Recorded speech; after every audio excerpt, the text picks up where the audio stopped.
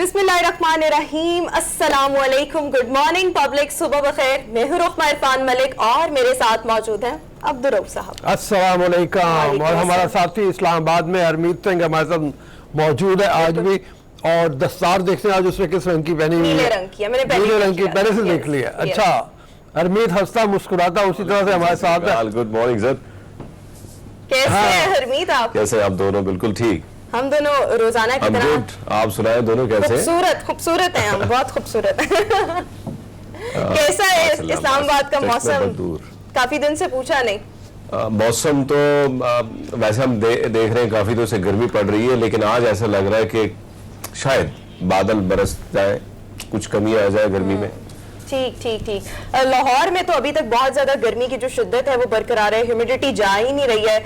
और बस कुछ रोज पहले लग रहा था कि मौसम में तब्दीली हम देख रहे हैं तो शायद खुनकी आहिस्ता आहिस्ता स्टार्ट हो, बट अभी तक वो इम्कानात नजर नहीं आ रहे। आज 30 सितंबर है, अक्टूबर स्टार्ट होने वाला है, लेकिन सर्दी और वो खुनकी वाला कोई एलिमेंट अभी तक नजर नहीं आ रहा। का तो खैर अब दूर दूर तक कोई सवाल ही पैदा नहीं होता। उसकी वजह यह है कि वो पुराना जमाना था जब मौसम अक्टूबर की उसमें तब्दील हो जाया करते थे। रातें ठंडी हो जाती थी। हाँ, रातें ठंडी हो जाती थी। अभी ह्यूमिडिटी का फैक्टर जो है वो है, और अभी एक दो दिन में बारिशों की उम्मीद है, कह रहे हैं बारिश हल्की सी होने की उम्मीद है। उसके बाद हो सकता है कि थोड़ा सा उसमें कोई तब्दीली है। अभी भी मैं देखता हूँ ना मौसम की वेदर रिपोर्ट की, तो उसमें जाके पता चलता है कि ह्यूमिडिटी जो है वो तकरीबन 59-60% है।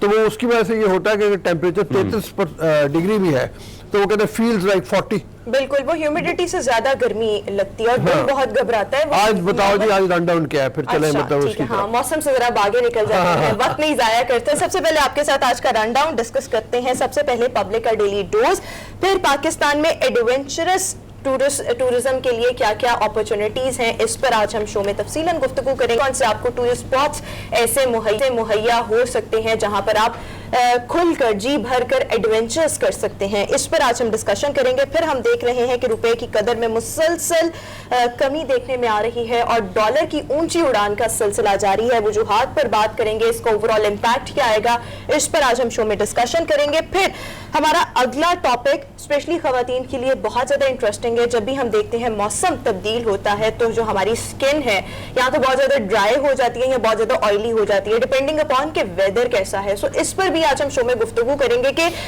स्किन पर किस किस्म के असरात होते हैं मौसम के, और अपनी स्किन को अच्छी स्किन, हेल्दी स्किन कैसे रखा जा सकता है, कैसे बनाया जा सकता है।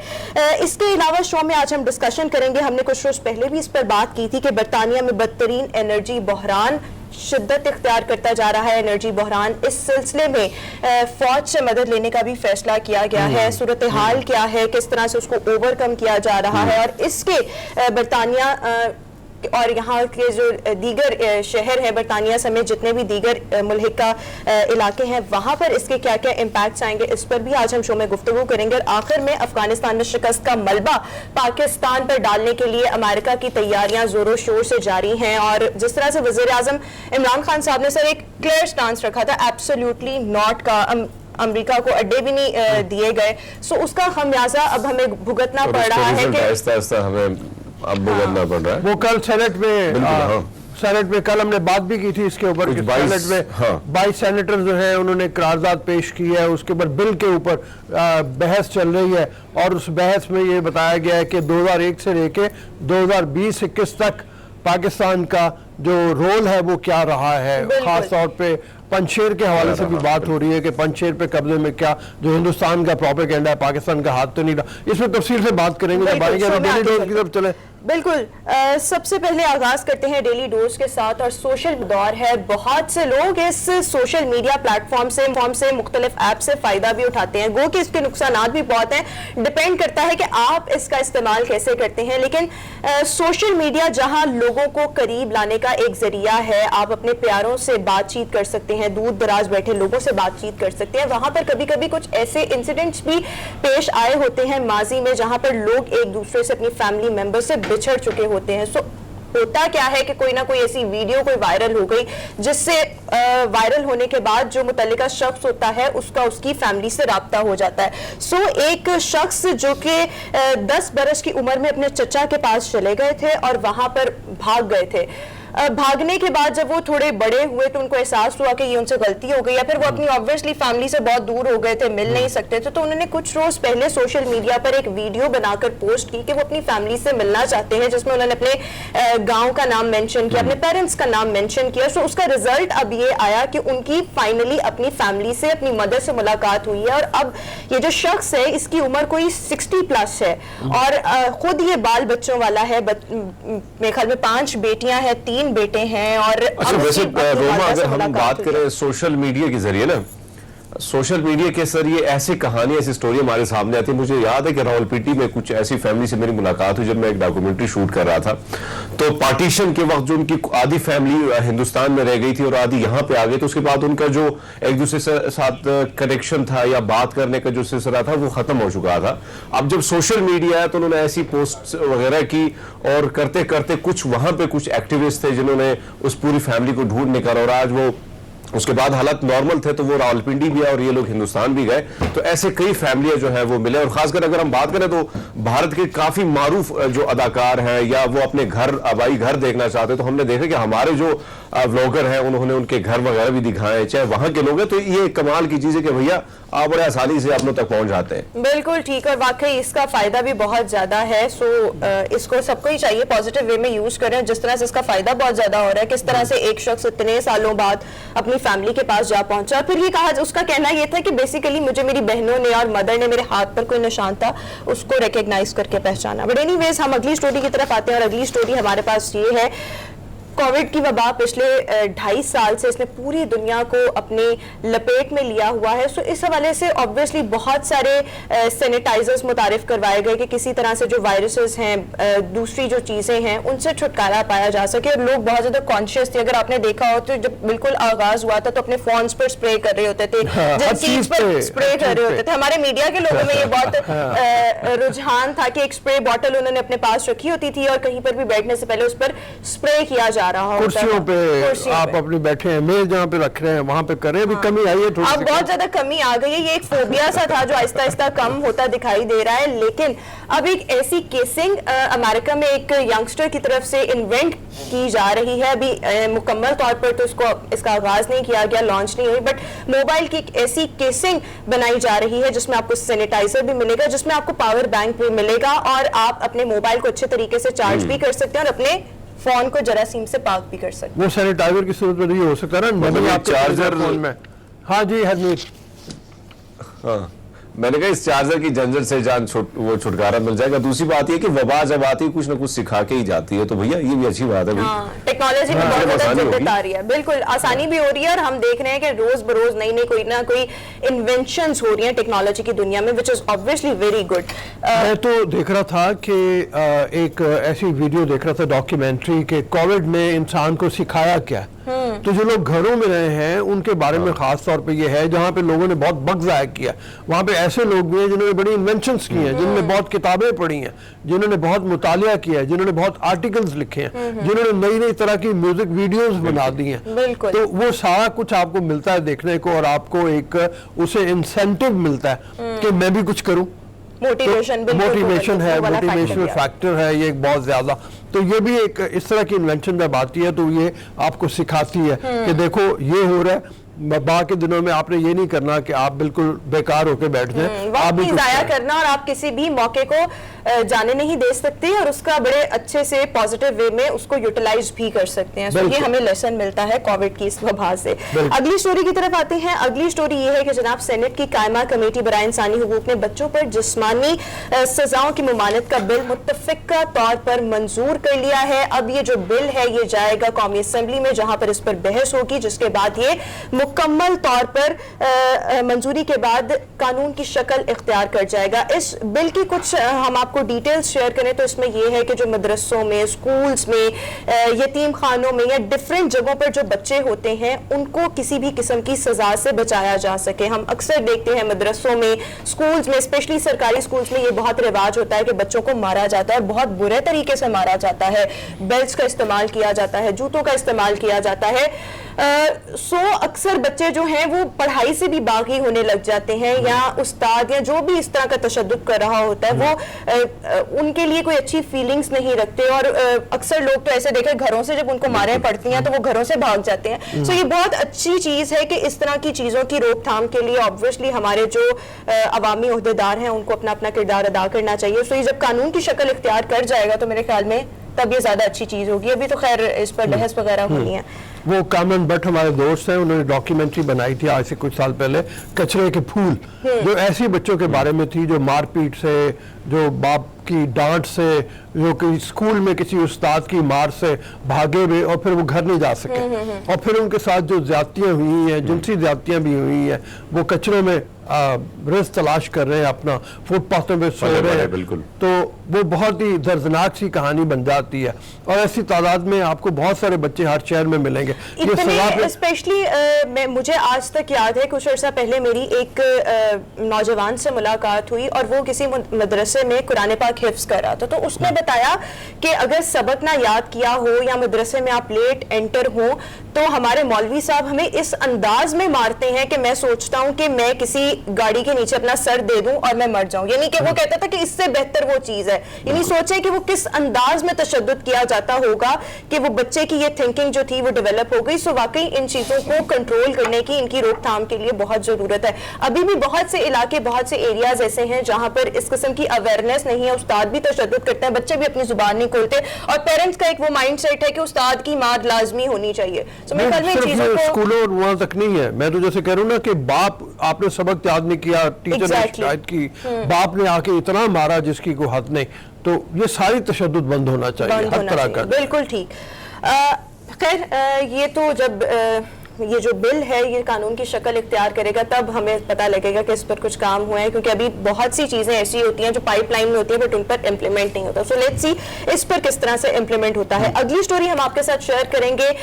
कराची से ताल्लुक रखने वाले किशोर बाकर ने एक मुनफरद सर्विस का आगाज किया है। सर्विस का नाम उन्होंने रखा है रेंट ए ब्रो, मतलब भाई किराए पर। आप सोच रहे होंगे इस नाम का मतलब क्या है। हरमीत, इसका मतलब ये है कि बहुत से लोग हमारी सोसाइटी में, बल्कि हमारी सोसाइटी छोड़ दें, ऑल ओवर द वर्ल्ड बहुत से ऐसे लोग हमें मिलेंगे जो खुद को एंटी सोशल बना लेते हैं, जो लोगों से दूर दूर रहते हैं, लोनलीनेस का शिकार होते हैं। सो बेसिकली ये सर्विस ऐसे लोगों के लिए मुतारिफ करवाई गई है कि वो उन ऐसे लोगों को जो लोनलीनेस का शिकार होते हैं, तन्हाई का शिकार होते हैं, उनको मुख्तलिफ एक्टिविटीज में इंगेज किया जाए, उनको सोशलाइजेशन सिखाई जाए, ताकि वो अपने एक जो उन्होंने हॉल अपने इर्द गिर्द बना लिया है उससे बाहर निकलें और जरा लोगों में घुले मिले। और दूसरे वो ये भी है ना कि जो तन्हाई का शिकार है, एक तो ये ना कि लोगों में घुले मिले, एक ये है कि अगर आप ऐसा नहीं कर रहे तो फिर आपको ऐसी सर्विसेज प्रोवाइड कर दी जाए कि घर आके आपको कोई तन्हाई में आपको साथी मुनस और गमखार जिसको कहते हैं वो मिल जाए।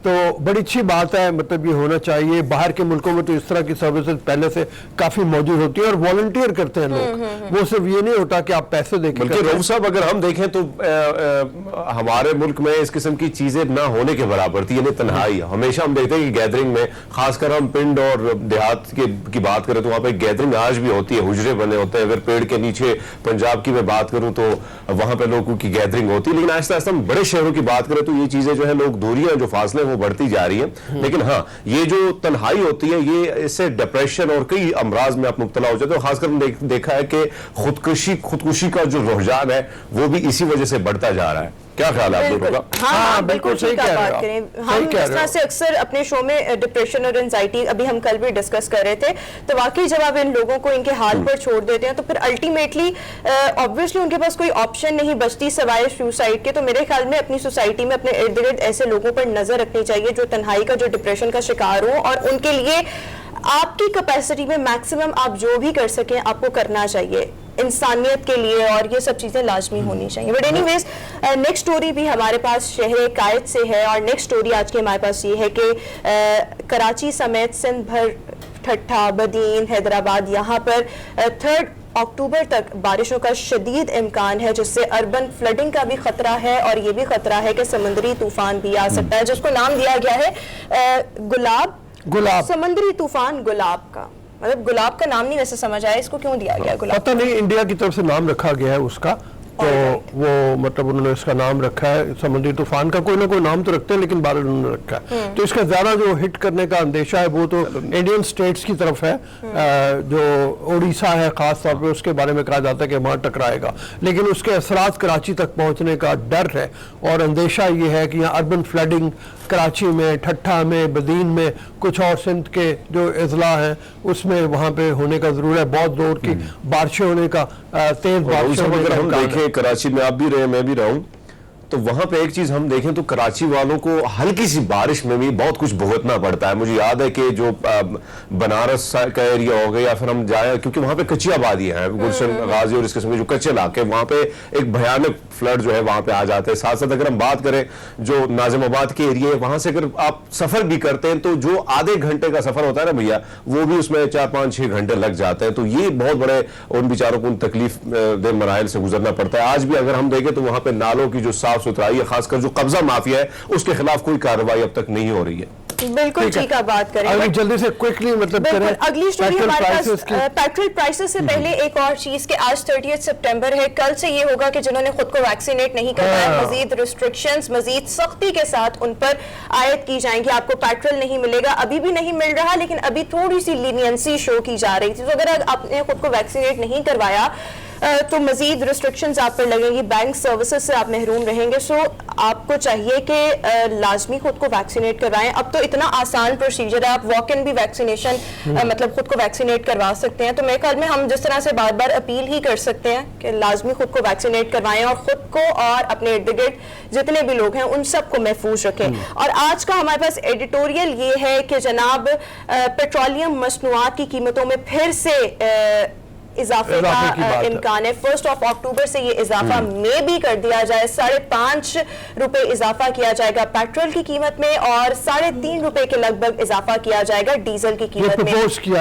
किया है ओगरा ने और उसके ऊपर फिर प्राइम मिनिस्टर ने या वजारत खजाना ने अपनी फैसला करना है। बड़ा प्रेशर में है गवर्नमेंट एक लिहाज से देखा जाए। एक तरफ तो ये हो रहा है कि इंटरनेशनली प्राइसेस बढ़ रही है पेट्रोल की, दूसरे डॉलर 173 रुपए पे पहुंच गया, तो 173 रुपए पे डॉलर, उधर से कीमत ज्यादा पे करनी पड़ रही है, ज्यादा पैसों में पे करनी पड़ रही है, उधर से पेट्रोलियम की प्राइसेस इंटरनेशनली बढ़ गई हैं।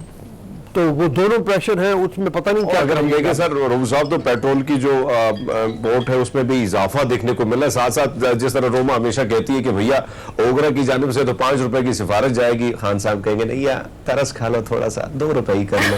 तो ये चीज होगी अगर हम फिर, हाँ ये मामला थोड़ा सा होगा। बट एनी हाउ पूरी दुनिया में इंटरनेशनल लेवल पे हम देखें तो पेट्रोल का एक बहरान या उनका जो इजाफा है वो बहुत ज्यादा हो रहा है, जिसकी वजह से पूरी दुनिया इसकी गिरफ्त में आ चुकी है। बट एनीवेज ये थोड़ी सी अफसोसनाक खबर थी। इख्तिताम आज हमने डेली डोज का इस बैड न्यूज के साथ किया। बट एनीवेज जनाब ये तो था पब्लिक का डेली डोज। अभी हम शो में करेंगे एक ब्रेक के बाद वापस आएंगे। तो टूरिज्म के क्या क्या मौके हैं जहां पर आप एडवेंचर्स कर सकते हैं, इस पर आज हम शो में तफसीलन गुफ्तगू करेंगे एक ब्रेक के बाद। Stay with us.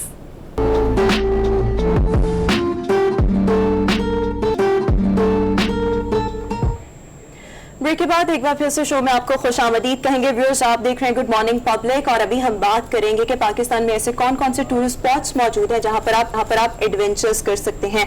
अभी हम देखें तो लोगों में टूरिज्म का रुझान और ट्रेवलिंग का रुझान और नॉर्दर्न एरियाज को एक्सप्लोर करने का रुझान बहुत ज्यादा बढ़ता चला जा रहा है। स्पेशली ये 3-4 साल जो लास्ट थे, सो लोग टूर्स पे जाते हैं, मजे करते हैं और स्पेशली हमारे जो नॉर्दर्न एरियाज है वहां पर एडवेंचर करने की मुख्तलिफ जो फैसिलिटीज है उनको भी इंट्रोड्यूस करवाया गया है, जिनमें पैराग्लाइडिंग है, क्लिफ डाइविंग है और भी बहुत से नाम है जो कि मैं अभी ले नहीं सकती, आपसे हम पूछेंगे।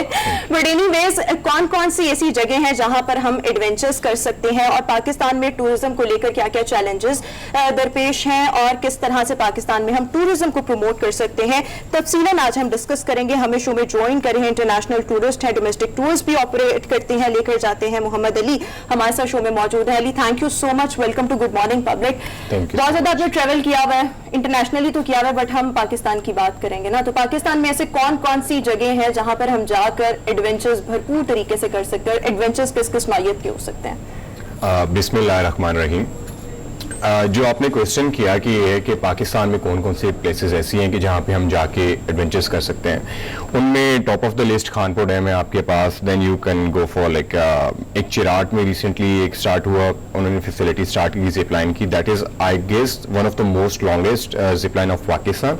एंड उसके बाद आप मालम जब्बा को ले सकते हैं। Malam Jabba is very much beautiful place कि ये है कि समर्स में that is basically much colder, और जब विंटर्स की बात करते हैं तो that is covered with snow totally. ठीक है, आप वहाँ पे स्की कर सकते हैं एंड जिप लाइन कर सकते हैं। Then you can go for like tube ride as well, then you can go for like chair lift as well. वहाँ की चेयर लिफ्ट बहुत अच्छी है। और खानपुर डैम के अंदर जो फैसिलिटीज हमारे पास अवेलेबल हैं, they are like jet ski है, उसके बाद पैराग्लाइडिंग है, उसके बाद क्लिफ डाइविंग है, एंड आई हर्ड कि they are going to start scuba diving as well. अच्छा, जो अभी तक ये है कि सिर्फ और सिर्फ दुबई में या बहुत कोई डेवलप्ड किस्म के कंट्रीज में जो बेसिकली रिलाय कर रहे हैं टूरिज्म के ऊपर, उन कंट्रीज में ऑफर की जा रही है, but they are going to start in Khanpur dam. Scuba diving का सिर्फ थोड़ा सा ये बता दें कि चट्टान के ऊपर जाके एक रस्सा बांध के आपको पैरों के साथ, यही है ना? जी जी, वो उसमें क्या होता है कि वो आपको जंप करना होता है लिफ्ट और काफी नीचे हाइट पे आप जाते हैं और वहां से फिर आपको ऊपर खींचा जाता है। बड़ा दिल गुर्दे का काम है। इसके लिए फिर सेफ्टी भी किसी भी इंडिविजुअल की मेक श्योर करना बहुत ज्यादा जरूरी नहीं, वो तो करके ही करते हैं ना, मतलब तो डेफिनेटली, लेकिन बहुत दिल गुर्दे वाला जो है ना वही कर सकता है स्कूबा डाइविंग, हर कोई नहीं कर सकता। बिल्कुल यही चीज है। आपने कौन कौन से एडवेंचर्स किए हैं? मैंने in Australia I did like sky diving, and Pakistan में पैराग्लाइडिंग है, जेट स्की है। जेट स्की तो बहुत ज्यादा की है। उसके बाद जिप लाइन है, फिर chair lift, that is not an adventure. Sky diving, क्योंकि उसमें ये होता है कि you have to go like several like hundreds of feet high into the plane. उसमें जब आप जंप कर रहे होते हैं, you are having the aerial view of the ground, उसमें आपको लग रहा है कि यार मैं कूदा, मेरा पैराशूट ना खुला, I am going to die. तो बहुत सारे ऐसे चीजें होती हैं, बहुत सारे ऐसे ख्यालात होते हैं कि जो आपके माइंड में आ रहे होते हैं और एकदम से अच्छा, जिस तरह से आप टूर्स भी लेकर जाते हैं, तो जब आपके साथ लोग जाने के लिए प्लान करते हैं तो उसमें भी आप ये चीज मतलब उनको बताते हैं कि ये फैसिलिटीज आप प्रोवाइड करें, या ऑन द स्पॉट जाके जो भी क्लाइंट है, जो भी टूरिस्ट है, उसको खुद से ये फैसिलिटी अवेल करनी पड़ती है? इसका क्या सिस्टम है? हम लोग क्या होता है कि जब भी कोई टूरिस्ट हमारे साथ ट्रैवल करने जा रहा होता है, लेट्स से कि if a person is going to confirm their booking, तो हम उन्हें इस चीज के बारे में बताते हैं कि these are the facilities going to be provided to you at these spots. कि लेट से आप यहाँ पे जाते हैं, नारायण में जाते हैं, you go to Skardu, you go to Kumrat valley, you go to like Hunza valley, तो यहाँ पे ये चीजें आपको प्रोवाइड की जा सकती हैं। These are the extra expenses, और उसमें डेफिनेटली हम चाह रहे होते हैं कि हम उन्हें प्रॉपरली गाइड करें। वो उसकी रीजन ये होती है कि इफ अ पर्सन न्यू के वहां पे आपको क्या चीज प्रोवाइड की जा रही है, ही और she should be mentally ready. ऐसे नहीं होना चाहिए कि कोई बंदा वहां पे जा रहा है। डेफिनेटली बहुत सारे स्टूडेंट्स होते हैं, जॉबलिंस होते हैं कि जो बिल्कुल हैंड टू माउथ होते हैं, और वो क्या होता है कि अपने पॉकेट में इतने एक्सपेंसेस लेके ही चल रहे होते हैं कि जो उनके ट्रिप के जो मिनिमल से एक्सपेंसेस होते हैं वो पूरे कर रहे होते हैं। बट ये है कि हम इस चीज को मेक श्योर करते हैं कि हम उन्हें प्रॉपरली गाइड करें। हम उन्हें स्पॉट्स के बारे में बताते हैं कि ये हिस्टोरिकल स्पॉट्स हैं, ये एडवेंचर स्पॉट्स हैं, ये जो प्लेसेस हैं ये साइट सीइंग्स हैं, लाइक ग्रीनरी, लश ग्रीनरी है एंड स्टफ लाइक दैट। तो ये चीजें मेरे ख्याल में एक बहुत जरूरी हैं।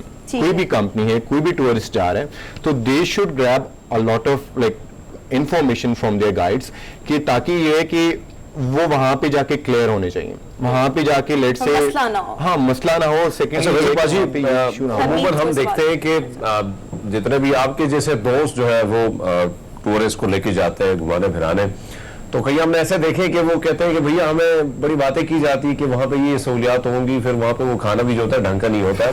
तो इसके बारे में आपका क्या कहना है? ये शिकायत बहुत आती है भाई। That's a really good question. उसके बारे में मैं यही चीज कहना चाहूंगा कि बहुत से लोग ऐसे हैं कि जो part time as a job कर रहे हैं, they are not adopting this profession as a profession. ठीक है, लेट से कोई एक जॉब ऑफिस में काम कर रहा है, वो क्या करेगा कि he went to the trip, उसने इंफॉर्मेशन गैदर की कि ये स्पॉट्स हैं, वापस आया, उसने क्या हुआ कि अपने नाम से टूर स्टार्ट कर दिए। अब द थिंग इज कि दे आर नॉन प्रोफेशनल। एक बंदा अगर एक ट्रिप पे जा रहा है तो उसका अगर एक्सपीरियंस जैसा भी रहा, ही और शी इज अ कीन ऑब्जर्वर, उसने चीजों को ऑब्जर्व किया, वो वापस आके कहता है कि okay fine, I can conduct a trip. No, आपको इसमें बहुत सारे एक्सपीरियंसेस चाहिए होते हैं। हाँ, जान मारनी पड़ती है। कंपनी कोई चला रहे हैं, उसका नाम और ट्रैवल एंड ट्रैक एक्सप्लोरर्स। ठीक है, और वो कितने अरसे से आप लेकर जा रहे हैं? इसमें लाइक 5 years। अच्छा, ये डोमेस्टिक टूर्स देखिए। हाँ, डोमेस्टिक टूर्स, इंटरनेशनल। अच्छा, पब्लिक का ज्यादा जो इंटरेस्ट होगा ना, वो तो जो आप पहले बात कर रहे थे ना, वो उसमें मेरे ख्याल में होगा कि और कौन कौन सी जगह हैं जहाँ पे आप ले जाएं लोगों को तो बड़ा मजा आए। तो जैसे नलतर है, देवसाई है, अब ये विंटर आने वाली है, ज़ाहिर है इन जगहों पे। नलतर में तो आप जा सकते हैं, मेरे ख्याल में नलतर में भी स्कीइंग होती है। नलतर में भी स्कीइंग होती है ना? नलतर में अगर आप जाएं तो स्कीइंग होगी, और देवसाई में अलबत्ता मेरे ख्याल में विंटर में मुश्किल हो जाता है। नलतर में भी मुश्किल हो जाता है, बट ये होता है कि जब एक्सट्रीम विंटर्स होते हैं तो तब मुश्किल होता है। बट ये कि जैसे जैसे मौसम थोड़ा चेंज होता है तो वहाँ पे अभी आने वाले मौसम में अगर लोग जो ट्रिप अपना कोई प्लान करना चाहें या मतलब उनको बताएं तो कौन कौन सी जगह है जहाँ पे आप कहेंगे कि जरा थोड़ा सा एडवेंचर भी हो, मजा भी आए? और एडवेंचर को लेके और साथ में ये है कि साइट सीइंग्स के लिहाज से भी, और समथिंग स्पेशल या बहुत मुनफरिद जो जगह जिसे कहा जा सकता है, that is Hunza valley and Skardu valley. And but I do feel like Hunza is overrated in beauty. नहीं, हुंजा में अगर मैंने हुंजा बहुत ट्रैवल किया। ठीक है। अगर आपको मौका मिले वहाँ पे उनके जो गांव है उनके अंदर जाने का, उनके लोगों को मिलने का, उनकी जो झीलें हैं उनके किनारे, बोरत है, बोरत तक अगर आप जाएं बहुत खूबसूरत है, मतलब वहाँ पे रहें तो वो ये है कि, लेकिन उसके लिए टाइम ज़्यादा चाहिए आपको। टाइम ज़्यादा चाहिए। मैं एक प्रीवियस क्वेश्चन को थोड़ा हाईलाइट करना चाहूँगा कि ये है कि टूरिस्ट को मतलब ये है कि वो कहते हैं कि कमिटमेंट्स कुछ की जाती हैं, प्रोवाइड कुछ किया जाता है। उसमें मैं ये जो लोग भी देख रहे हैं, सुन रहे हैं, उन्हें यही रिकमेंड करना चाहूँगा कि whenever you want to select a company, उसमें उस कंपनी के रिव्यूज को मस्ट देखें। That should not be a video review, that should not be something written on your page. हर पेज के ऊपर एक टैब बना होता है, दैट इज अ टैब की जो ये है कि the company can't remove themselves. और सेकेंडली ये है कि ये चीज देखें कि वो पेज या उनका जो बिजनेस है वो कितना मैच्योर है। डेफिनेटली आजकल जो भी ट्रैवल कर रहे होते हैं दे आर एडल्ट्स। आप बात करते हैं, आपको आइडिया हो जाता है कि व्हाट इज द किस वे में वो बात कर रहे हैं आपसे, तो आपको उस चीज को लेके हो जाता है। आपने जिस तरीके से बात की कि हुंजा की बात कीजिए, हुंजा की मैं यहाँ पे एक और चीज आपको बताना चाहूंगा, like that is one of the most interesting fact कि इफ यू जस्ट आप गए हैं अल्तित फोर्ट, आपने विजिट किया होगा। फोर्ट जाते वक्त रास्ते में एक छोटी सी लेक आती है उनके विलेज के अंदर। उधर ही है कि उनके विलेजेस के अंदर एक छोटे छोटे एरियाज बने हुए। शाम के वक्त उस एरिया की जितनी खवातीन होती हैं, जितने बच्चे होते हैं, they gather at that place, वो आपस में गपशप करते हैं, they do communicate with each other. उसमें क्या है कि उन एरियाज में जिसे कह सकते हैं कि भाईचारा और ये है कि एक कनेक्शन, एक स्ट्रॉन्ग बॉन्ड कम्युनिटी के अंदर वो बहुत ज्यादा है। इवन कि this is not something I am saying, आप जब भी किसी से भी इस चीज के बारे में पूछेंगे, even you go to that places, even उन लोगों के अंदर इत्तेफाक बहुत है। और इसकी रीजन ये है कि they rely on like communication, एक दूसरे से बात करना, जो कि अनफॉर्चुनेटली हमारे अंदर से ये चीज खत्म होती जा रही है। शाम को बैठेंगे खवातीन एक दूसरे से अपने मसाइल, टाइम है तो मैं सवाल पूछूं? जी। अच्छा सर, आपसे पूछना ये है कि उमूमन जब आप अपने लोगों को लेके जाते हैं, जाहिर बात है आप मुख्तलिफ दुनिया में भी गए हैं, तो वहां पे आपने सैर तफरीह के लिए आप गए, तो पाकिस्तान में जो सैर तफरीह के हवाले से जो कमियां हैं उसके हवाले से थोड़ा सा बताइएगा। दूसरी बात ये कि जो आपके साथ लोग जाते हैं तो उनको आप तो गाइड करते हैं कि भैया ये करना है, लेकिन साथ में ये आप उमूमन हमारे जो तफरीह के लिए लोग जाते हैं तो वहां पे ये जो गलाजत है, दीगर जो चीजें हम फेंक के आते हैं, तो आप उनको ये बोलते हैं कि भैया ये काम भी ना करो, थोड़ा सा साफ सुथराई का ख्याल रखो। ये बात होती है वैसे? बिल्कुल होती है। अमीद अपने अंदाज में कहो ना, बिनती बिनती कर ये एक ऐसी चीज है कि जिसके बारे में like I have been to France, I have been to Spain, और उसके बाद यूरोपियन कंट्रीज मैंने बहुत से देखे।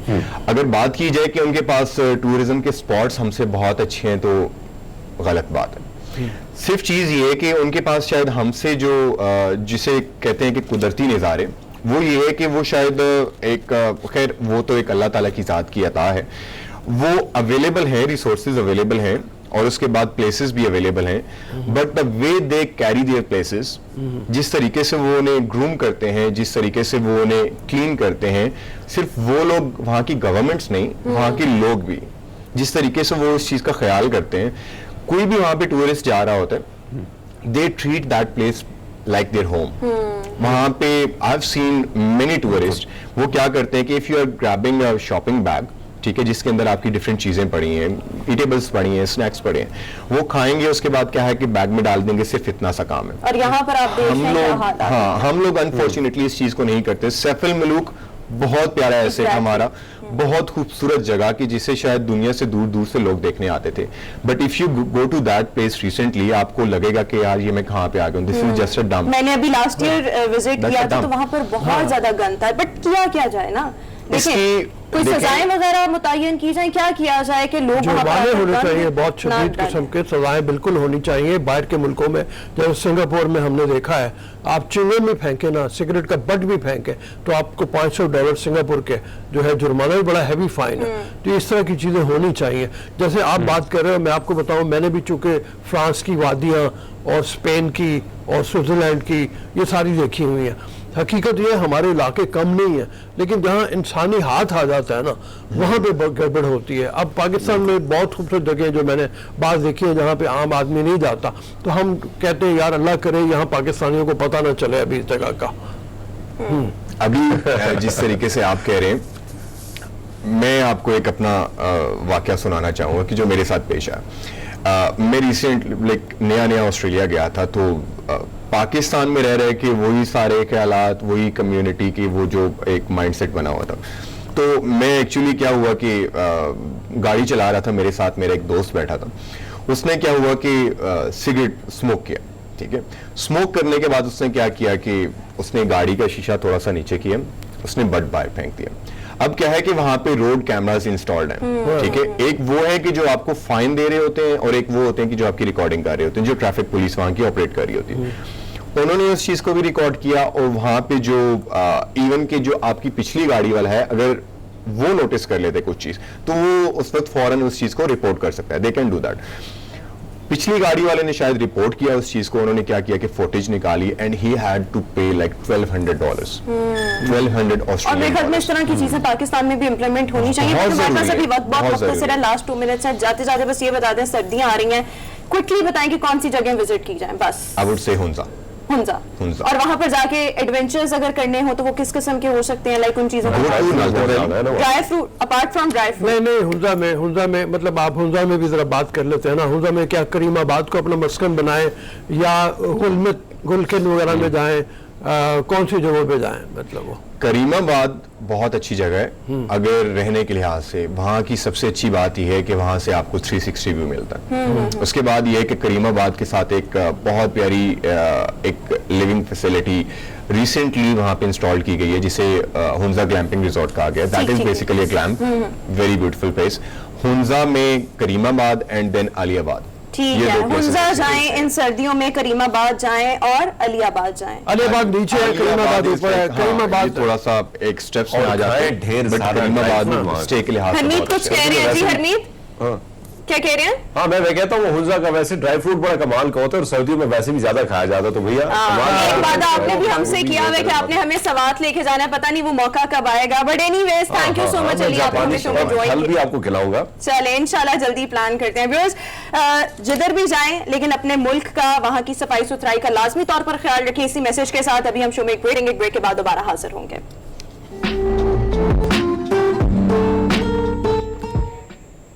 ब्रेक के बाद एक बार फिर से शो में आपको खुश आमदीद कहेंगे। व्यूअर्स, हम देखते हैं कि जब जब मौसम बदलता है तब इस मौसम के असरात जो हैं वो हमारी स्किन पर बहुत ज़्यादा प्रोमिनेंट होते हैं। और ऑब्वियसली स्किन जो है, जिल्द की स्किन जो है वो हमारे जिस्म का सबसे ज़्यादा सेंसिटिव हिस्सा होती है। इवन आजकल का जो मौसम है इसमें जो स्किन है वो बहुत ज़्यादा डल और पेल हो जाती है। अब जैसे जैसे सर्दियाँ आएंगी तो स्किन बहुत ज़्यादा ड्राई हो जाती है।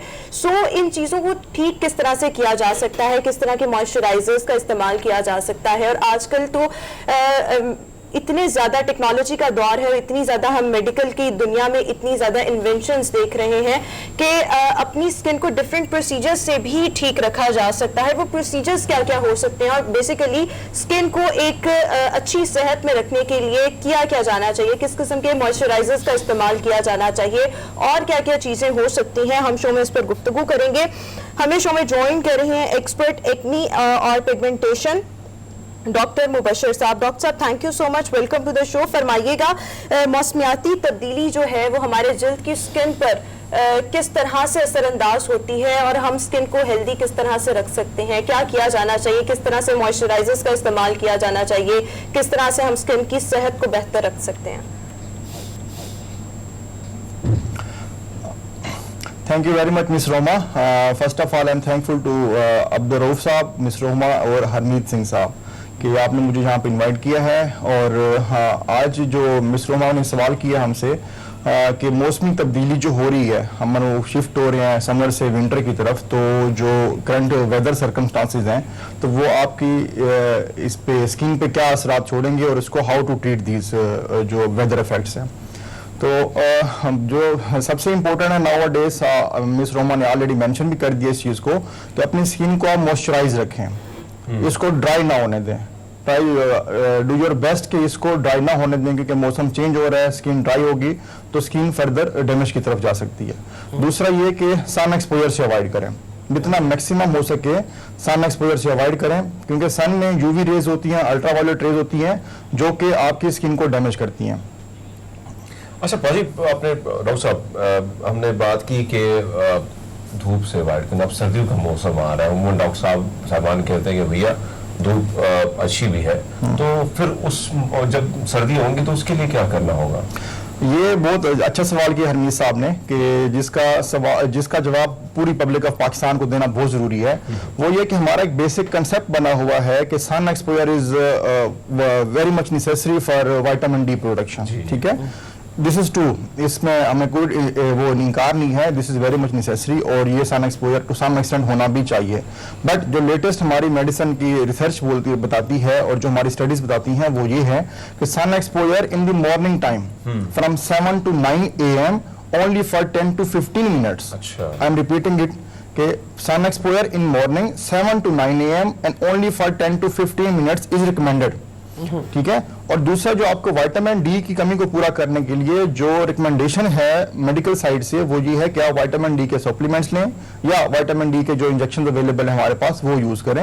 अदरवाइज जो हमारे 9 AM के बाद सन में यूवी रेज स्टार्ट हो जाती हैं जो कि आपकी स्किन को डैमेज करती हैं और वो फिर फर्दर डिफरेंट कॉम्प्लिकेशन में भी जाती हैं। आगे हम डिस्कस भी करेंगे कि दैट कॉजेज जो है वो रेज जो है पिगमेंटेशन कॉज करती हैं, स्किन को डैमेज करते हैं, स्किन एजिंग की तरफ चली जाती है। ये तो आपने मौसमियाती तब्दीली की वजह से जो हमारे चेहरे पर असरात आते हैं उनका जिक्र कर लिया। अक्सर हम देखते हैं कि कुछ मौसम ऐसे आते हैं या कुछ हार्मोनल इम्बैलेंसेस होते हैं बॉडी के अंदर, एक्नी बहुत ज्यादा हो जाती है। इस एक्नी को कंट्रोल किस तरह से किया जा सकता है? एक तो कुछ लोग इसके लिए प्रोसीजर्स करवाते हैं, मेडिकल ट्रीटमेंट करवाते हैं, वो तो ठीक है, वो तो एक्सट्रीम केसेस में है, बट इसके साथ साथ हम एक्नी से बच कैसे सकते हैं? अपनी इंडिविजुअल कैपेसिटी में हमें क्या करना चाहिए? और फिर मेडिकल की दुनिया में इसके लिए अब कौन कौन से ट्रीटमेंट्स अवेलेबल हैं? मिस रोमा, इसमें यह है कि एक्नी जो है ये कॉमन डिजीज है जो कि हर खास आम का मसला ही है, ठीक है। और ये जिस तरह आपने बताया कि ये हार्मोनल चेंजेस के साथ बॉडी में एक्नी स्टार्ट हो जाती है। इसकी जो प्रेवलेंस की जो एज है इसकी वो है 15 ईयर to 20 ईयर और एक्नी जो है इट में goes on up till 30 year. ये अभी हम प्रोसीजर दिखा रहे हैं आपको बैकएंड में, ये एक्नी स्कारिंग को हम रिमूव करें। एक्नी की कॉम्प्लिकेशन है कि एक्नी स्कार्स बनते हैं। If you don't treat acne timely तो ये एक्नी स्कार्स बन जाते हैं। तो एक्नी स्कार्स बनते हैं तो उसके लिए हम लोग CO2 फ्रैक्शनल लेजर करते हैं। और जो ट्रीटमेंट का पूछा है मैडम ने वो ये है कि हम लोग व्हाट वी कैन डू वो ये कि हम मैक्सिमम कोशिश करें कि हमारी स्किन जो ऑयली हो रही होती है तो उसको हम लोग अवॉइड करने के लिए हम प्रॉपर फेस वॉश यूज करें। और जो हाईली रिकमेंडेड सोप है वो है लक्स। और जिनकी स्किन ऑयली होती है और ऑयली स्किन की होने की रीजन ये होती है कि सीबम प्रोडक्शन होती है और सीबम प्रोडक्शन फ्यूचर में जाके आगे इसकी इन्फेक्शन होती है और वो एक्नी काज करती है। एक्नी की जो कॉज की जो बेसिक रीजन है वो ये है कि सीबम प्रोडक्शन बॉडी में इंक्रीज होती है, उसके बाद उसकी इन्फेक्शन होती है और एक्नी हो जाती है। एक्नी को मैं सिंपल वर्ड्स में एक्सप्लेन करूंगा कि जो फेस पे छोटे छोटे पिंपल्स बन जाते हैं और ये हर यंगस्टर का इशू है। हाँ जी, और इसकी प्रेवलेंस मोस्टली 95% फेस पे है, उसके बाद टू सम एक्सटेंट बैक पे और चेस्ट पे भी होती है ये। अच्छा ये बताइए कि साहब कुछ पूछना चाह रहे हैं सर? हाँ, मैं ये पूछना चाह रहा था कि ये आपने जैसे कहा यंगर एज में ज़्यादा होती है लेकिन बड़ी एज में भी हो सकती है। अब इसका मौसमों का भी कोई असर है कि कई मौसम ऐसे हैं जिसमें एक्नी ज़्यादा हो, कई में कम हो, और उन मौसमों में फिर उनके मुताबिक एहतियात, जैसे पहले बात कर रहे थे आपने कहा कि स्किन को ड्राई ना होने दें, यहाँ पे ये है कि स्किन में बहुत ज़्यादा मॉइस्चर बहुत ज़्यादा है तो वो ना होने दें, या स्किन का फ़र्क है हर आदमी का जिसके मुताबिक उसको ट्रीटमेंट अप्लाई करना। जी जी एब्सोल्युटली राइट भाई साहब, आप बिल्कुल ठीक कह रहे हैं। जो मौसमों के असरात इस हद तक आते हैं उसमें कि मैंने बताया कि इसका जो मैकेनिज्म ऑफ एक्शन है एक्नी का होने का वो है सीबम प्रोडक्शन। अभी हम बैकग्राउंड में आप देख सकते हैं कि जो हमने मेडिसिन से ट्रीट किया एक्नी को तो उसके बिफोर एंड आफ्टर रिजल्ट्स कैसे हैं। लेकिन सीबम प्रोडक्शन को जो अगर सराउंडिंग एनवायरनमेंट में ह्यूमिडिटी ज्यादा है तो यकीनन आपकी स्किन ज्यादा ऑयली होगी, जब ज्यादा ऑयली होगी तो उससे एक्नी के होने के चांसेस बढ़ जाएंगे। तो उसका ट्रीटमेंट ऑप्शन यही है कि जी आप कोशिश करें कि स्किन को प्रॉपर्ली फेस वॉश करें रेगुलर बेसिस पे, और दूसरा ये कि एक्नी अगर हो जाए तो ये हाईली रिकमेंडेशन है मेरी तरफ से कि आप एक्नी होने के बाद उसको प्रॉपर ट्रीट करें सो दैट आप उसकी कॉम्प्लिकेशन में ना जाएं। कॉम्प्लिकेशन एक्नी की ये होती है कि एक्नी स्कार्स बन जाते हैं। आपने बात कर दी है, लेकिन जिस तरह से मैंने पहले भी सवाल किया इंडिविजुअल कैपेसिटी में किया जा सके, किस किस्म की खुराक का इस्तेमाल किया जा सके, कितने ग्लास रोजाना पानी पिया जा सके कि हम खुद को हाइड्रेट रखें जिसके असरात हमारी स्किन पर भी आए, इन चीजों के हवाले से भी बताइएगा। इसमें मैडम जो हमारी रिकमेंडेशन है वो है 8 ग्लास ऑफ वाटर्स डेली, लेकिन उसको जितना मैक्सिमम आप पानी लेंगे उतना आपकी स्किन के लिए बेटर है। हम डर्माटोलॉजिस्ट ये बताते हैं कि स्किन जितना आप पानी लेंगे उतना आपकी स्किन के लिए बेहतर होगा। और जो एक्नी की आपने डाइट से सवाल किया मुझसे, तो जो डाइट आपकी सीबम प्रोडक्शन को इंक्रीज करेगी वो आपकी एक्नी की होने के चांसेस बढ़ा देगी। इस तरह से जो स्ट्रेस है, stress is also one of the factor के जो एक्नी को बढ़ा देता है। हार्मोनल इम्बैलेंस है जो आपने खुद भी शुरू में बताया कि वो भी एक्नी को मजीद इनहांस कर देता है। अच्छा डॉक्टर साहब, स्किन एक बहुत बड़ा मसला है, खासकर खवातीन की हम बात करें तो हमारी रोमा जो है उसको बड़ी टेंशन होती है कि भैया एक पिंपल निकल आया तो फिर वो बट साहब को कहती है कि ये आपका कसूर है। अब हम देखते हैं कि खवातीन के साथ साथ जो है वो लड़के भी आजकल के जो नौजवान हैं उनको भी बड़ी टेंशन होती है, लेकिन इसके साथ साथ हम देखते हैं कि लोग सस्ती, अब हम देखें लेजर की आपने बात की तो लेजर ट्रीटमेंट हम देख रहे हैं कि भैया अब तो सैलून में भी जाके ब्यूटिशियन जो है वो भी करा रही हैं, तो ये कितना नुकसानदेह है। बाहर दुनिया में हम देखते हैं कि जो डॉक्टर है अगर आप उसकी प्रोफाइल खोलेंगे तो सारी इस जो चीजें हैं वो सामने आ जाती है, लेकिन यहाँ पे एक आम एमबीबीएस ने भी डर्माटोलॉजिस्ट, फिर वो लेजर भी, फिर कॉस्मेटिक प्रोसीजर जो है वो भी वो एक ही क्लिनिक में कर रहा है, कितना नुकसानदेह है। देखिए लेजर जो हम लोग यहाँ पे कर रहे हैं, फॉर एग्जांपल जो भी यहाँ पे डर्माटोलॉजिस्ट लेजर कर रहे हैं पाकिस्तान में, तो ये चीज क्लियर करने की जरूरत है कि लेजर टेक्नोलॉजी जो यूज हो रही है वो नुकसानदेह नहीं है, क्योंकि एफडीए अप्रूव करता है वही प्रोसीजर ही लॉन्च होता है। और पाकिस्तान की जो मेडिकल अथॉरिटीज हैं वो भी उसी चीज को ही प्रैक्टिस करने की इजाजत देती हैं कि जो एफडीए अप्रूव कर चुका होता है। फेडरल ड्रग अथॉरिटी है यूएस में जो कि सारे के सारे मेडिसिन की जो भी मेडिसिन नई लॉन्च होती हैं, प्रोसीजर्स लॉन्च होते हैं, उसको अप्रूव करती है, उसके बाद वो यहाँ पे हम लोग प्रैक्टिस कर सकते हैं। तो इसलिए ये पार्लर की बात कर रहा हूँ, वहां पे भी अक्सर लिखा होता है आए संवरने सुधरने के साथ साथ बहुत सारे ट्रीटमेंट हो सकते हैं, ये बात कर रहा हूँ। लेकिन ब्यूटी पार्लर पे मैं कमेंट नहीं करूंगा ज्यादा, उसकी रीजन ये है कि उसको आप एक मेडिकल प्रोफेशनल है जिसने प्रॉपर ट्रेनिंग ली है, उसने प्रॉपर पढ़ा है, and all of you know कि जी की मेडिसिन कितना मुश्किल है, और फिर आप करके सारे कोर्सेज आते हैं और प्रैक्टिस करते हैं। और उसकी दूसरी तरफ जो सिंह साहब बता रहे हैं कि जी के वो कर रहे हैं, तो यकीनन मतलब द चॉइसेस जो हमारी पब्लिक है, जो हमारे लोग हैं और जो हमारे वो क्लाइंट्स हैं जो वो ऑप्शन अवेल करें, तो उन पे डिपेंड कर रहा होता है। ठीक है डॉक्टर साहब, यहाँ पर most of them are well aware and well educated. All right doctor साहब, एक हम ये देखते हैं कि जिस तरह से आपने एक्नी के लिए मेडिकल प्रोसीजर्स बता दिए, अक्सर एक्नी होती है उसके बाद स्कार्स और वो खड्डे आपकी स्किन पर रह जाते हैं, तो इसके लिए क्या क्या ट्रीटमेंट है, क्या क्या प्रोसीजर्स हैं, और इसके अलावा पिगमेंटेशन के हवाले से भी बताइएगा। पिगमेंटेशन का एग्जैक्ट मतलब क्या है, और अगर किसी की स्किन पर पिगमेंटेशन हो उसके लिए आप कौन कौन से प्रोसीजर्स रिकमेंड करते हैं, एक्नी स्कार्स और पिगमेंटेशन दोनों का बताइएगा। जी ऑलराइट मैडम, इसमें मैडम जो आपने एक्नी स्कारिंग के बारे में पूछा है, तो एक्नी की जो कॉम्प्लिकेशन है वो एक्नी स्कार्स बनते हैं। एक्नी का ट्रीटमेंट जो है वो इट टेक्स सम टाइम, मतलब if you take medicine for 15 days, 1 month, 2 months और 3 months, we may go for 3 months, तो एक्नी स्कार्स बनते हैं। तो एक्नी स्कार्स के लिए हमने अभी थोड़ी देर पहले दिखाया था कि हम लोग CO2 फ्रैक्शनल लेजर करते हैं। CO2 fractional laser acne scars के लिए बहुत अच्छा ट्रीटमेंट ऑप्शन है। उसके अलावा हम लोग माइक्रो नीडलिंग और PRP भी करते हैं। ये भी आप बैकग्राउंड में देखें तो हम लोग आपको दिखा रहे हैं कि how do we perform micro needling. Micro needling करते हैं, और अलॉन्ग विद दैट जी जी जी जी जी जी continue करें। ये आप देख सकते हैं कि हम माइक्रो नीडलिंग कर रहे हैं। ठीक है। और डॉक्टर पिगमेंटेशन साहब एक चीज अगर हम यहाँ पे देखें जी रोमा अगर है तो जी जी जी जी वो Pigmentation की बात है। पिगमेंटेशन के बारे हवाले से में पूछिए। इनका हाँ मिस रोमा के जो क्वेश्चन है ना, जो मेरा अपना एक्सपीरियंस है वो ये है कि हमारी ये जनरल पब्लिक के सवाल होते हैं, तो she is asking the same questions. हमारे नहीं होते बाजी। जो हमारे ये सवाल जो हमारे पास क्लाइंट्स आते हैं वो पहला सवाल ये करते हैं कि पिगमेंटेशन होती क्यों है, इसके कॉजेटिव फैक्टर्स क्या है और उसको हम लोग ट्रीट कैसे कर सकते हैं। तो पिगमेंटेशन जिसको हम आम जबान में फ्रेकल्स भी बोलते हैं, मिलाजमा भी बोलते हैं, छाया भी बोलते हैं, उर्दू में हम लोग इसको छाया बोलते हैं, जो आप अक्सर देखते होंगे कि मोस्ट ऑफ द खवातीन आर अफेक्टेड कि उनके फेस के ऊपर छाया हो जाती हैं और फ्रेकल्स बन जाते हैं और उसके ट्रीटमेंट का बड़ा सीरियस कंसर्न होता है उनका। तो फ्रेकल्स बनने की पहले तो मैं आपको रीजंस बताता हूं कि वो बनते क्यों हैं। फर्स्ट ऑफ ऑल जो सबसे मेन और इंपॉर्टेंट है वो सन एक्सपोजर है। आई हैव ऑलरेडी मेंशन्ड कि सन एक्सपोजर अगर आप एक सर्टेन लिमिट से ज्यादा की तरफ जाएंगे तो that will cause pigmentation. Second is this कि आप जो हमारी पब्लिक में स्पेशली जो हमारे खवातीन में इशू जो एक रूटीन देखी गई है वो ये है कि दे यूज वाइटनिंग क्रीम्स। जो वाइटनिंग क्रीम्स हैं वो एक बहुत बड़ा मेजर उनकी जो कॉम्प्लिकेशन वही पिगमेंटेशन है और जो फ्रैकल्स बन जाते हैं। स्किन की हेल्थ डैमेज हो जाती है, उसके बाद फ्रैकल्स बनते हैं, पिगमेंटेशन होती है, तो उनको ट्रीट करना हमारे लिए भी एक सर्टेन लेवल तक मुश्किल हो जाता है क्योंकि उसका इतना ज्यादा डैमेज कर चुके होते हैं वो स्टेरॉइड जो वाइटनिंग क्रीम में होते हैं कि वो स्किन को ट्रीट करने में हमें टाइम लग जाता है। और डॉक्टर साहब मैं जनता का सवाल, जनता जानना चाहती है, पब्लिक जानना चाहती है। आपने बोला कि रोमा जो सवाल करो जनता के पब्लिक के, जाहिर बात है मैं यहाँ पर आपसे होस्ट बन के लिए एक आम पब्लिक के सवाल पूछूंगी ना।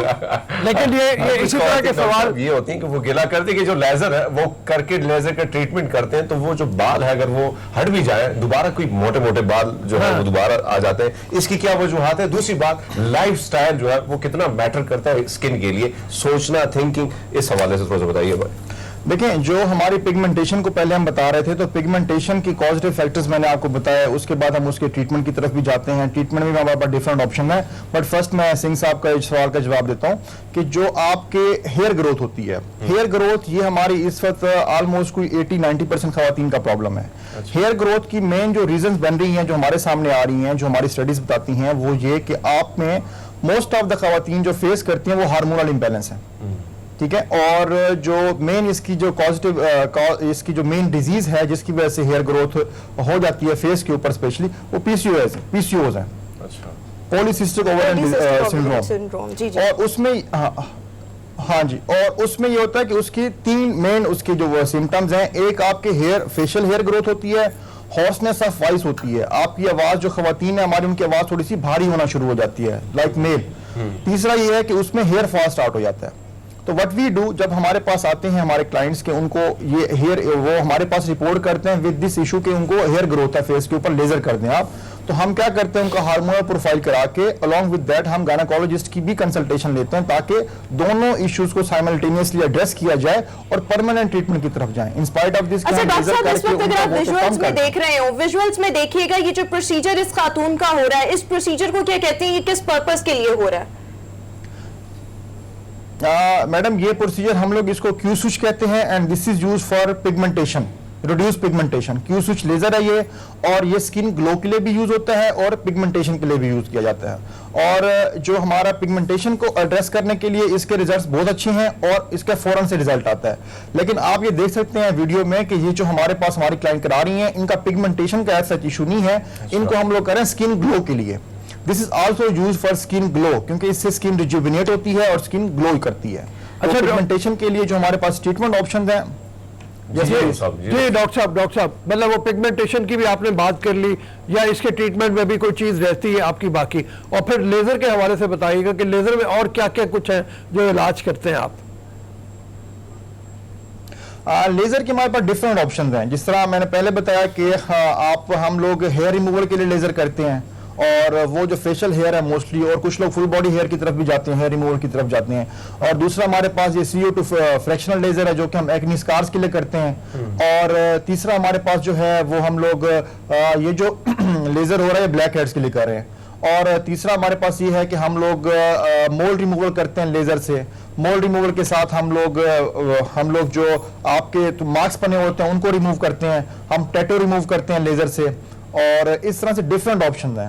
अच्छा डॉक्टर साहब, अभी मैं जो विजुअल्स करते हैं कुछ सेकंड्स पहले चले हैं उसमें मैं देख रही थी कि एक खातून की नोज से आप लोग ब्लैक हेड्स रिमूव करे तो उसका प्रोसीजर कर रहे थे। इस प्रोसीजर का क्या नाम है? बिकॉज ये जो है मेन कंसर्न होता है व्हाइट हेड्स हो गए, ब्लैक हेड्स हो गया किसी भी खातून का, इसके लिए उनको फेशियल करवाने पड़ते हैं, हाइड्रा फेशियल्स आजकल आए हुए हैं। सो इस प्रोसीजर के हवाले से बताएं। अच्छा, वंस ये प्रोसीजर करवा लिया तो क्या कितने अरसे के बाद, कितने टाइम स्पेंड के बाद ये दोबारा से आपके व्हाइट हेड्स भी आएंगे, ब्लैक हेड्स भी आएंगे, परमानेंटली फिर रिमूव हो जाते हैं कि इसके हवाले से भी बताएं। देखिए मिस रोमा, इसमें यह है कि जो इसके लिए हम करते हैं हाइड्रा फेशियल की बात आपने की है, hydra facial is very good option, ठीक है। और इसकी जो रीजन होती है करने की, इसकी जो रीजन है, पहले तो मैं आपको रीजन बता दूं कि ये व्हाइट हेड ब्लैक हेड्स होते क्यों हैं। उसकी रीजन ये है कि हमारे जो ओपन पोर्स होते हैं, ओपन पोर्स पे हम लोगों के क्या होता है जी, ओपन पोर्स में थोड़ा सा क्लॉग बनते हैं जिसकी वजह से उसमें वो ब्लॉकेज हो जाता है, ठीक है। और ब्लॉकेज की वजह से ही ये व्हाइट हेड्स बनते हैं, ब्लैक हेड्स बनते हैं, एक्नी होती है, पिंपल्स हो जाए, उसमें इन्फेक्शन हो जाए तो एक्नी बन जाती है। तो उसको हम लोग डिफरेंट प्रोसीजर से फिर रिमूव करते हैं। Q switch is also one of them, ठीक है। और दूसरा ये कि hydra facial is one of them. Carbon peel करते हैं हम लोग, और हम लोग उसमें हम लोग पीलिंग की तरफ चले जाते हैं। तो डिफरेंट ऑप्शन है हमारे पास, वो फिर एज पर हम बता देते हैं अपने क्लाइंट्स को कि जी कि आपकी स्किन के हवाले से ये हमारे पास ऑप्शन हैं, और फर्दर फिर वो क्लाइंट खुद डिसाइड करते हैं कि एज पर उसकी रेट्स और एज पर मॉर्निंग पब्लिक के लिए वक्त निकाला। स्किन के जो मसाइल हैं वो मौसम के साथ किस तरह से लिंक्ड हैं, किस तरह से उनको कंट्रोल किया जा सकता है, और ऑब्वियसली अब बहुत ज्यादा जिद्दत आ गई है तो इसके लिए बहुत सारे मेडिकल प्रोसीजर्स हैं जो आप करवा कर अपनी स्किन को हेल्दी, फ्रेश और अच्छा रख सकते हैं। अब ब्रेक शामिल करेंगे, एक ब्रेक के बाद वापस आएंगे गुड मॉर्निंग पब्लिक।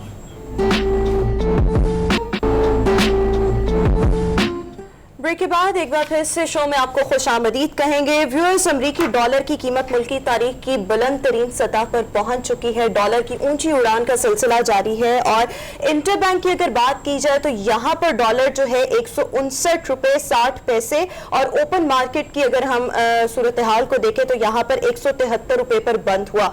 इसके साथ साथ डॉलर की ऊंची उड़ान का तो सिलसिला जारी है, लेकिन रुपए की कदर जो है वो मुसलसल गिरती जा रही है, घटती जा रही है। और सबको ही ये मालूम है कि जब भी डॉलर की के रेट में इजाफा होता है तो इसका इम्पैक्ट बहुत सी चीजों पर आता है। पेट्रोलियम मसनूआत की कीमतों में इजाफा हम देखते हैं, और अभी भी इस चीज का इंदिया दिया जा रहा है कि 1 अक्टूबर से पेट्रोलियम मसनूआत की कीमतों में इजाफा कर दिया जाएगा। इस चीज का इम्कान जाहिर किया जा रहा है। इसके साथ साथ महंगाई का भी एक तूफान है। ऑलरेडी महंगाई बहुत है, और मतलब ये मुख्तलिफ चीजें हैं जिसका हम डॉलर का जब रेट बढ़ता है तो इन तमाम मुख्तलिफ चीज़ों पर इसका हम इम्पैक्ट देख रहे होते हैं। वजूहात क्या है, किया क्या जाए। इस वक्त ब्यूरो चीफ कराची काशिफ मुनीर हमारे साथ मौजूद है, और साथ ही साथ कुछ देर में हमें इस्लामाबाद में ऑन कॉल हमारे साथ मौजूद होंगे सदर FPCCI नासिर हयात मगहू साहब। सबसे पहले हम जरा खुद भी डिस्कस कर लें। सर, आप भी इतना मजीद तजर्बा रखते हैं, फरमाइएगा ये क्यों नहीं एक जगह पर फुल स्टॉप लग रहा है और मुसलसल हम डॉलर की जो रेट है उसमें एक तो सबसे बड़ी बात यह है कि दरामदात हमारी बहुत ज़्यादा जो हो रही हैं, और हम बाहर से इंपोर्ट बहुत ज़्यादा कर रहे हैं। इंपोर्ट बिल में इजाफा होता चला जा रहा है। उसकी बुनियाद के ऊपर डॉलर के ऊपर बहुत ज़्यादा प्रेशर है, क्योंकि डॉलर में आपने पेमेंट करनी है। डॉलर के ऊपर नहीं, पैसे के ऊपर बहुत ज़्यादा प्रेशर है, आपने डॉलर में पेमेंट करनी है, तो उसकी वजह से इसका प्रेशर है। दूसरे अफगानिस्तान के बारे में कहते हैं कि अफगानिस्तान से तरसीलात होती थी बहुत ज़्यादा डॉलर में, वो जो एक्सचेंज थी वो हमें मिल रही थी, वो बंद हो गई हुई है। तो वो बहुत ज़्यादा प्रेशर है पाकिस्तान के ऊपर, और इस प्रेशर का नतीजा ये निकल रहा है कि लोग, जब ये होता है ना कि डॉलर महंगा हो रहा है तो लोग धड़ाधड़ डॉलर खरीदना शुरू कर देते हैं। एक ये भी बहुत बड़ी वजह है। पिछले दिनों कहा जाता है कि गवर्नमेंट ने तकरीबन 1.2 बिलियन डॉलर पंप इन किए थे इसको रोका जा सके, लेकिन वो भी नाकाफी साबित हुआ है, और उसकी बुनियाद के ऊपर कोई प्रेशर काम नहीं कर रहा। अब ये हमने जैसे कहा इंटरबैंक में, हमने कहा ये आज की खबर ये है कि ये 169 से 171 रुपए पे पहुंचा हुआ है। इंटरबैंक में भी रेट बढ़ गया, और इंटरबैंक में रेट बढ़ने के साथ ये हुआ कि फिर ओपन मार्केट में भी 173 पे पहुंचा हुआ है। अच्छा। अब जो प्रोजेक्शन आती है वो ये आती है कि ये 173 से भी ऊपर जाना है, और हमने अपने ही प्रोग्राम में पिछले दिनों जिक्र किया था कि ये 175 पे जाके कहीं रुकेगा फौरी तौर पे अगर देखा जाए, लेकिन आगे चल के ये और भी ज्यादा हो सकता है। काशिफ मुनीर है हमारे साथ, ब्यूरो चीफ, उनसे भी चल के बात करते हैं। अस्सलाम वालेकुम काशिफ। जी वालेकुम सलाम। डॉक्टर साहब पहले तो माजरत, मेरे ख्याल में मेरे नेट का प्रॉब्लम है तो शायद मेरी आपकी आवाज मुझे नहीं आ पा रही, इसलिए मुझे फोन यूज करना पड़ रहा है। नहीं, इट्स ओके काशिफ, से पूछे सवाल। हाँ काशिफ, ये जो 173 रुपए पे आज कह रहे हैं कि ओपन मार्केट में डॉलर चला गया, इसकी एक तो वजूहात बनाए, एक तो मतलब कहते हैं ना दरामदात में बहुत ज्यादा इजाफा है, जिसकी बुनियाद के ऊपर आपको पेमेंट जो करनी है वो बहुत ज्यादा है। लोग एक बेचैनी का शिकार है और उस बेचैनी में वो धड़ाधड़ डॉलर खरीद रहे हैं। डॉलर के ऊपर उसकी वजह से डॉलर की मांग और बढ़ती चली जा रही है। और भी कोई वजूहात हैं? जी बहुत सारे अवामिल है। सबसे पहले अगर आप इनके अवामिल चेक करेंगे तो आपको देखना पड़ेगा कि गुज़श्ता कई माह से आप ये बताया कि आपकी जो इकोनॉमी है वो बेहतर हो रही है। जब इकोनॉमी बेहतर हो रही है तो बड़े पैमाने पर आपकी इंपोर्ट्स की गई।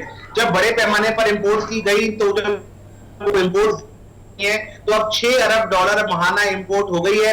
और जो माहिरीन है, जो माशी माहिरीन है, उनको ये लगता है कि उन्होंने जो स्टेट बैंक ने कहा था कि 8 से 9 अरब तक करंट अकाउंट खसारा हो तो बर्दाश्त किया जा सकता है, अब ये लग रहा है कि ये करंट अकाउंट खसारा तकरीबन 12 से 14 अरब डॉलर इसको भी क्रॉस कर सकता है। आज मामला ये है कि आज कोई भी, मेरे बहुत सारे इंपोर्टर से बात हुई है तो कोई इंपोर्ट करने को तैयार नहीं है। जिसके पास माल रखा हुआ है वो उसको फरोख्त करने को तैयार नहीं है, क्योंकि उसको कहना ये है कि एक तो जो रुपए की कदर है वो गिरी है, डॉलर ऊपर गया है, अब जो नई इंपोर्ट करेंगे वो महंगी होगी। और उसके अलावा जो शिपिंग लाइंस ने अपने किराए हैं, आप यकीन मानिए उसमें 10-12 गुना इजाफा कर दिया है। यानी अगर जो चीज पहले 100 रुपए की पड़ती थी, समझते हैं कि कोई नई पाबंदियों का या कोई इस किस्म के का इतलाक होने जाएगा जिससे मजीद महंगाई बढ़ेगी। दूसरी बात यह है कि जिस तरह इंपोर्ट की अगर हम बात करें तो पेट्रोल हो गया, गंदम हो गई, वो तो मजबूरी है, लेकिन जो लग्जरीज गाड़ीज आ रही हैं तो इसकी वजह से भी ये आप देख रहे हैं कि डॉलर की जो उड़ान है वो ज्यादा हो रही है। देखिए, जो सबसे पहले मैंने भी आपसे कुछ देर पहले कहा, आईएमएफ का रिव्यू है वो बहुत अहम है। उसमें जो है वो मामला अहम होने हैं, क्योंकि सिर्फ आपको आईएमएफ से पैसे नहीं मिलते हैं। जब आईएमएफ प्रोग्राम में वापस जाते हैं तो जो दीगर एजेंसियां हैं वो भी आपको जो पैसे आपके रुके हुए होते हैं या आपको पैसे देना शुरू कर देती हैं। जहां तक आपने बात की, पूरी दुनिया में कोरोना के बाद जो कमोडिटी प्राइसेस है वो हायर साइड पर है। यानी पहले हम ये होता था कि पहले हम गंदम भी खुद पैदा करते थे, चीनी भी खुद पैदा करते थे, कपास भी खुद पैदा करते थे, अब हम आहिस्ता आहिस्ता इंपोर्ट नेशन बनते जा रहे हैं। यानी कि आप ये देखें, इस दफा शादियाने जरूर बजाया गया कि हमने गंदम की रिकॉर्ड फसल की है, लेकिन हमें गंदम मंगानी पड़ रही है, चीनी मंगानी पड़ रही है। ऑयल प्राइसेस ने तो मतलब दुनिया में हशर नशर निकाल कर रख दिया है। उसके अलावा एलएनजी प्राइसेस देखें वो बढ़ गई हैं, तो आपका इंपोर्ट बिल तो किसी सूरत भी कम नहीं होगा। जहां आपने गाड़ियों की बात की, थैंक यू काशिफ, बहुत मेहरबानी। बहुत डिटेल में काशिफ बता चुके हैं। जैसे वही बात हुई, मैं पहले कह रहा था कि इंपोर्ट बिल बहुत ज्यादा बढ़ गया। करंट खसारे की भी उन्होंने बात की हुई है, करंट अकाउंट खसारे की, उसकी बात हो गई, वो उस हवाले से भी है। अफगानिस्तान की भी हमने बात की थी कि अफगानिस्तान की भी जो प्रोडक्ट्स हैं उनका इंपोर्ट बिल हमें यहाँ पे डॉलर में पे करना पड़ रहा है। बिल्कुल। और फिर नासिर अब हमारे साथ आ गए हैं। नासिर, बिल्कुल जिस तरह से हम डिस्कस कर रहे थे सर, उनको भी, नासिर साहब को भी लेते हैं, लेकिन आप अपनी गुफ्तगू को जारी रखिएगा। जिस तरह से अभी आईएमएफ का रिव्यू भी होना है, तो मेरे ख्याल में इस तरह से और चीजें जो हैं, अभी ये डॉलर जो है वो कहीं पर थमेगा नहीं। यानी जिस तरह से आप भी कह रहे थे 175 पर चला जाएगा, सो अभी मल्टीपल चीजें हैं और ये यहाँ पर रुकने वाला नहीं। आज तो 173 है, लेट्स सी आने वाले दिनों में क्या सूरत हाल बनती है। हरमीत का भी जरा कॉमेंट इस पर जानने, फिर नासिर साहब को इंट्रोड्यूस करवाते हैं। हरमीत, आप क्या कहेंगे इस तमाम तर जो सिचुएशन चल रही है आपके सामने ही है? देखिए, जिस तरह राउत साहब ने बात की कि सबसे बड़ी बात इस वक्त जो एक मामला चल रहा है अफगानिस्तान के हवाले से, और वहां पे हम देखते हैं कि इस वक्त अफगानिस्तान पे दीगर ममालिक की ज्यादा पाबंदी है, तो उनका ज्यादा रुझान जो है, दारोमदार जो है पाकिस्तान पर है। यहाँ इसलिए जो डॉलर्स आते थे बाहर से, मुख्तलिफ फंड्स जो आती थी अफगानिस्तान की मीशत को इस्तेहकाम देने के लिए, मुस्तहकम करने के लिए, वो पाबंदियां लग गई है। जिस तरह आपको याद है कि जो अमेरिका ने जो फंड्स देने थे वो भी मुंजमद कर दिए, तो वो जो रिजर्व थे वो मुंजमद हो गए, जिसकी वजह से डॉलर जो है वो उसकी जो उड़ान है वो ऊंची से ऊंची होती जा रही है, जिसकी वजह से एक तो महंगाई का जो तूफान है वो पूरी दुनिया में हम देख रहे हैं कि बढ़ता जा रहा है, कम होने के बजाय बढ़ता जा रहा है। जिसकी वजह से अगर हम यहाँ की बात करें तो एक तो बेरोजगारी की शरह जो है वो ज्यादा हो रही है, जो कुव्वत खरीद है वो भी बहुत ज्यादा वो जो है वो लोगों को मुतासिर वो भी हो रही है। तो ये सारी चीजें जो है जिसकी वजह से महंगाई जो है दिन पर दिन उसको कंट्रोल के हवाले से, इस तरह काशिफ साहब ने बात की कि स्टेट बैंक ने कोशिश की सहारा देने के लिए कि रुपये की जो कदर है वो कम से कम मुस्तहकम हो, कम से कम ठीक एक जगह पे वो रुक जाए, लेकिन आज भी हम देखते हैं कि उसी तरह गिरावट जो है वो जारी है। तो ये तमाम तर मामलात है। फिर हम देखते हैं कि जो खित्ते में सिचुएशन चल रही है, खासकर जो अभी एक नए जो इतिहाद बन रहे हैं वो भी इस चीज पे वो भी डॉलर को ज्यादा मुतासिर कर रहे हैं, और पाकिस्तान पे जो नई पाबंदियों के हवाले से जो न्यूज चल रही है वो भी काफी नुकसानदेह साबित हो रही है। बिल्कुल ठीक। उसमें सिर्फ मैं ये बताऊं कि ये जो खबर आई थी अमेरिका में सेनेट में 22 सेनेटर्स ने जो करारदाद पेश की, बिल पेश किया जिसके ऊपर बात हो रही है, उससे कल हमारी स्टॉक मार्केट क्रैश कर गई और बिलियंस ऑफ रुपीस का लोगों का नुकसान हुआ। तो अल्लाह करे कि मतलब ये इसमें कोई सूरत हाल हो, हमें भी थोड़ी सी समझ आए। आज फॉरेन मिनिस्टर हमारे खजाना वजीर खजाना जो हैं उन्होंने आज बात भी की है कि हमें फौरी तौर पे जो ज़रे अजनास हैं उनको एक्सपोर्ट उनकी बंद करनी पड़ेगी ताकि यहाँ मुल्क में कम से कम ज़रे अजनास से लोगों को सस्ती मिले। तो उस हवाले से बात करेंगे आइंदा आने वाले दिनों में प्रोग्राम में, मतलब अपने कि ज़रे अजनास में कमी से क्या फ़र्क पड़ेगा। मतलब बिल्कुल ठीक हो गया। बट अभी हम शो में एक ब्रेक शामिल करके बाद दोबारा हाजिर होंगे। Good morning public.